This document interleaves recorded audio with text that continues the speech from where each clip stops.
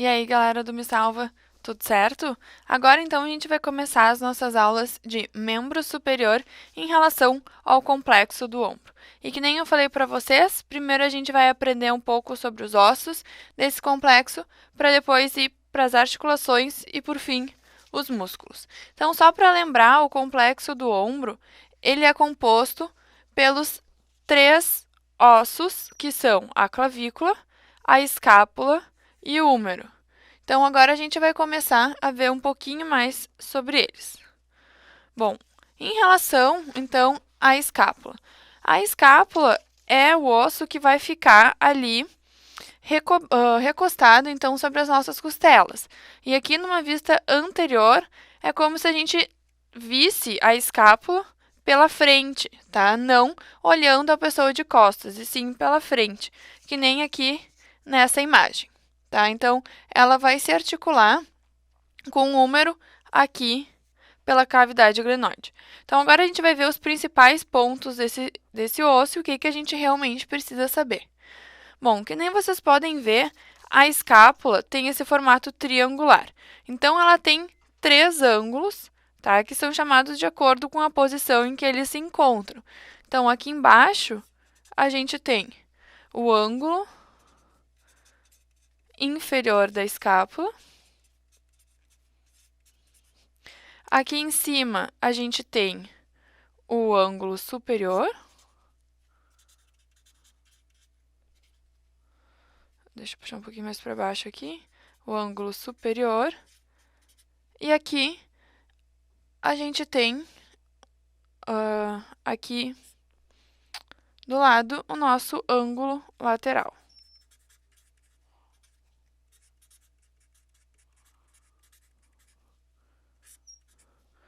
Bom, o que mais a gente tem que saber?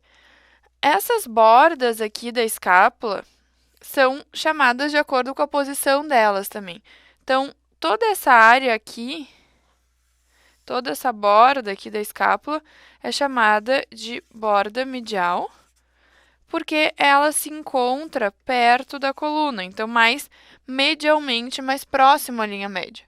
Enquanto essa borda aqui, ela é chamada de borda lateral, por se encontrar, então, mais afastada da linha média, tá? E mais próxima à lateral do corpo. Aqui, a gente tem essa cavidade, que é chamada de cavidade glenoide, que é onde a gente tem a articulação com a cabeça do húmero, para formar, então, a dita articulação gleno-humeral, tá? Então, aqui a gente tem essa cavidade que é muito rasa, tá? E muito pequena. E aqui, assim, então, que a gente vai ter a articulação com a cabeça do húmero. O que mais a gente consegue ver aqui? Aqui, a gente consegue ver nessa parte superior o que é chamado de acrômio, que é o final da espinha da escápula, tá? A espinha da escápula, ela vai vir aqui toda por trás e vai se terminar aqui no acrômio. E, galera, também tem aqui essa parte aqui que eu vou pintar de rosa para vocês, tá? Ela é chamada de processo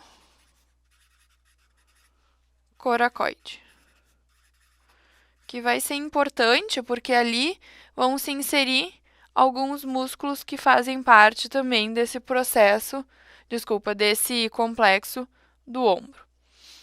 Aqui na frente a gente ainda consegue observar aqui, ó, a incisura da escápula.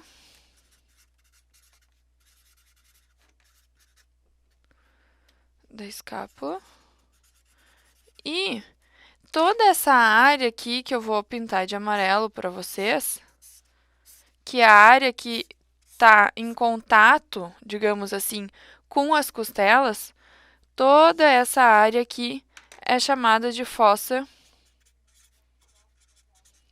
subescapular, que é onde o nosso músculo subescapular vai se inserir. Então, ele vai ter a inserção toda aqui nessa fossa subescapular e depois vai ir em direção ao nosso húmero. Certo? Bom, então agora, numa vista Ops, aqui tem muitos papéis aqui.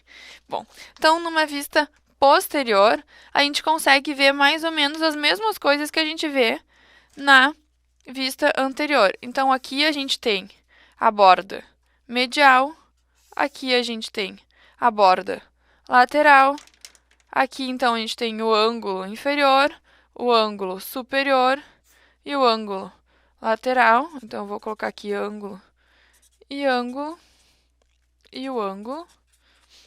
Aqui a gente também consegue ver, né, a incisura da escápula, o processo coracoide aqui numa vista posterior e toda essa área aqui, todo esse processo aqui, ó, que vem se projetando, tudo isso aqui é a chamada espinha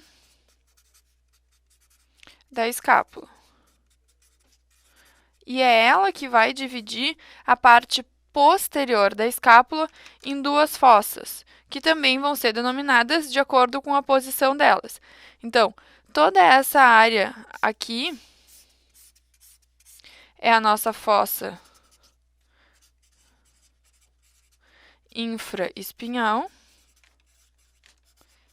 que vai ser aonde o nosso músculo infraespinhal vai ter origem.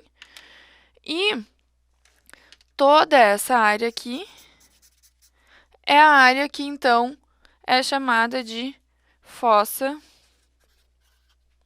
supraespinhal, que é onde o nosso músculo supraespinhal tem origem.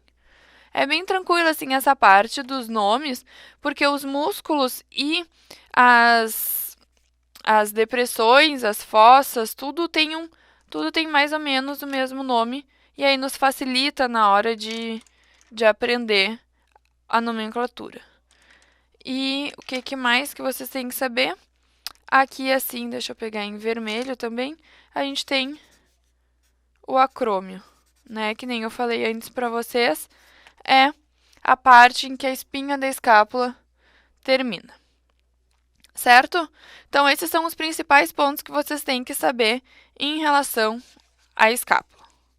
Agora, em relação à clavícula, galera, a clavícula é um osso que eu quero fazer uma observaçãozinha para vocês, porque ele é um osso que serve para transmissão de forças do nosso membro superior, ou seja, dos nossos braços, para o nosso esqueleto axial.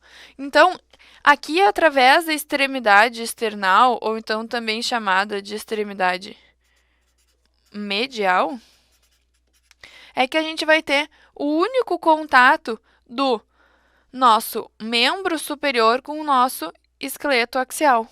Então, essa parte aqui, essa articulação, que é chamada de externo-clavicular, é muito importante por causa disso, porque vai ser o único ponto de contato do nosso membro superior com o esqueleto axial, tá? E aqui, então, a gente tem a extremidade acromial, que é a extremidade lateral. Então, como vocês podem ver, a nossa clavícula tem esse formato aqui de S, tá? E aqui a gente está numa vista superior dela. Então, a gente está enxergando ela aqui de cima, tá? Essa face superior dela aqui, como vocês podem ver, é super lisinha, ela não tem nenhuma irregularidade, digamos assim. Então, não tem nada que a gente realmente precise saber sobre a face superior da clavícula. Apenas que ela é super lisa, tá? E não tem nada, assim, nenhuma impressão. As impressões que a gente tem que saber em relação à clavícula são as impressões que se encontram na nossa face, na nossa vista inferior, tá? Então, na nossa face inferior. Então, aqui, de novo, ó, a gente tem a face articular acromial, que é a lateral, que vai se articular com o acrômio da escápula. E aqui a gente tem a face external, que é a face medial, tá? Bom, aqui vocês já podem ver que tem mais essas irregularidades. Então, nessa face inferior aqui, é a face que vai estar muito próxima as nossas costelas, tá? Porque ela vai chegar ali, vai se articular com o externo e vai estar logo sobre as nossas costelas.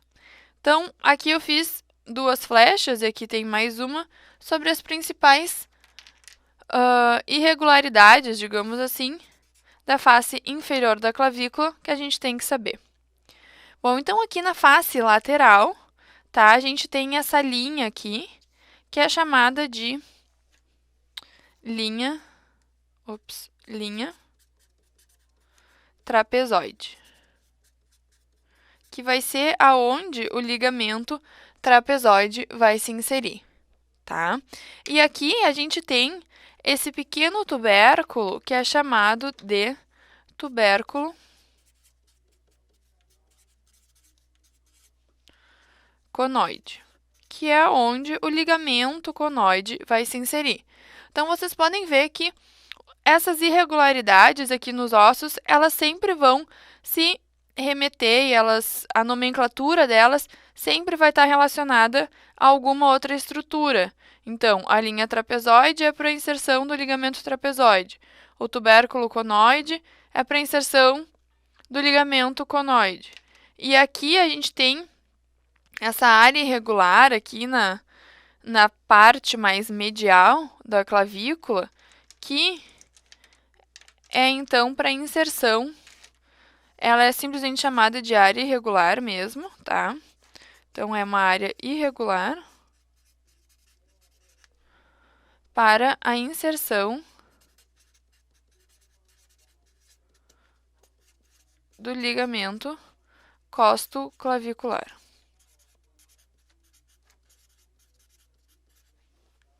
Tá?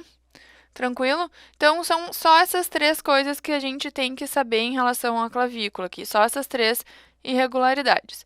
E que ela tem esse formato em S, e que ela é o único ponto de contato, então, do membro superior com o esqueleto axial.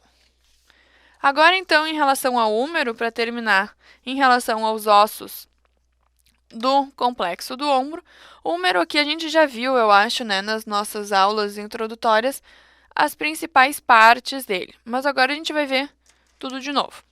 Então, aqui a gente tem a cabeça humeral, que é o que vai se articular com a cavidade glenoide da escápula. E aqui a gente tem essas duas irregularidades aqui, que são dois tubérculos, que vão ser chamados de acordo com a posição deles.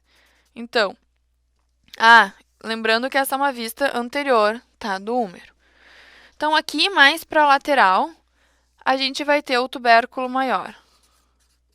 Então, desculpa, eles não são denominados de acordo com a posição deles, e sim de acordo com o tamanho. Desculpa, confundi. Então, aqui a gente tem o tubérculo maior, que, como o próprio nome já diz, ele é o maior dos dois. E aqui a gente tem o tubérculo menor, que é o menor dos dois. E entre os tubérculos, aqui assim, a gente tem o nosso sulco intertubercular, que vai ser por onde o tendão do bíceps vai passar, tá? Então, aqui é uma leve depressão entre os dois tubérculos. Aqui, já em relação à extremidade distal, a gente vai ter o capítulo e a tróclea, que vão se articular com o nosso antebraço, então com o rádio e com a una. Então, aqui assim, a gente tem o capítulo e mais medialmente, vamos pegar uma cor que eu ainda não tenho usado, em laranja, a gente tem a tróclea. Então, o capítulo e a tróclea, tem autores que consideram que, eu vou colocar aqui uma observação do lado, tá, para vocês. Então, tem autores que consideram o capítulo e a tróclea como sendo o côndilo do húmero.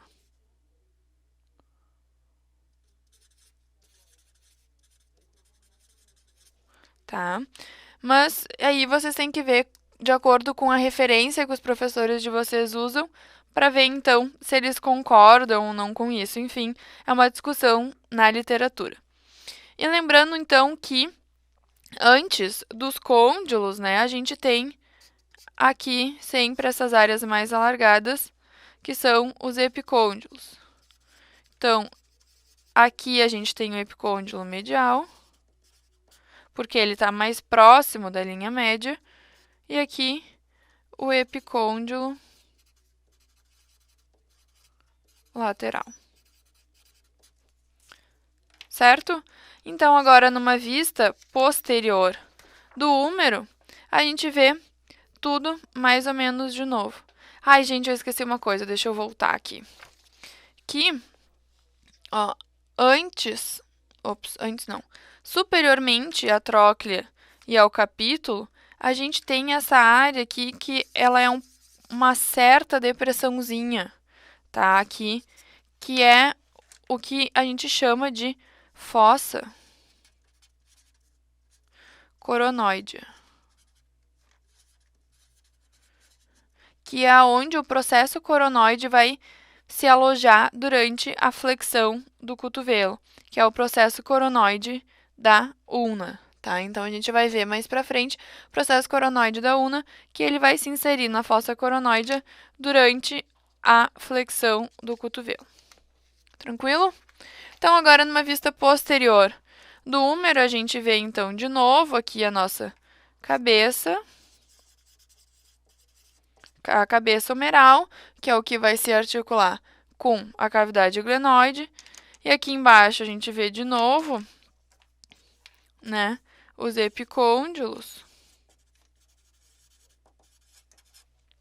E uma das coisas mais importantes, então, que a gente tem que ver em relação à parte posterior é aqui, que na verdade ficou meio escuro para vocês, mas saibam que aqui a gente tem o que é chamado de fossa